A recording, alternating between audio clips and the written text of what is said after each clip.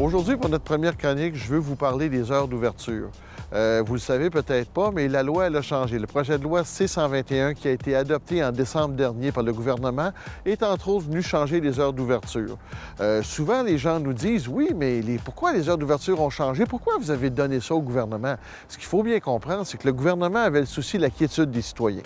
Puis comme il y avait la quiétude des citoyens en souci, ce qu'il a voulu faire, il a voulu vraiment fermer les sentiers la nuit.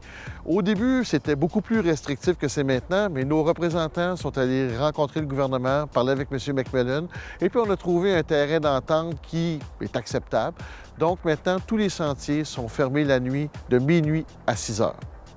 Mais de plus, nos représentants ont aussi gagné quelque chose de très important, c'est qu'ils ont gagné la possibilité de les réouvrir. Il y a 3 régions à l'heure actuelle qu'on sait où ça devrait être ouvert. Chaudière-Appalaches devrait être ouvert à 100 %. L'Abitibi devrait être ouvert à 100 %.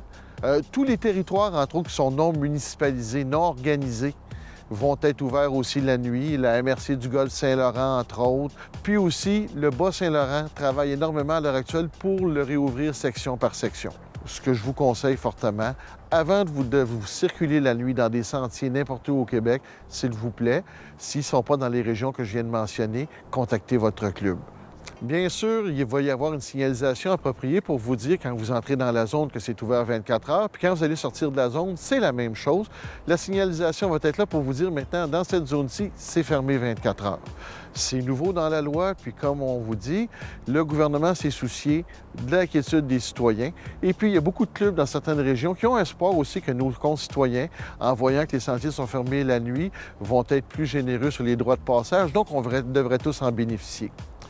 Un dernier petit ajout aussi en parlant de nos concitoyens qui est très important dans cette première chronique, qui est un ajout à la loi C-121, c'est que les amendes sont passées de 400 à 800 $ pour circuler sur un terrain privé sans la permission du propriétaire.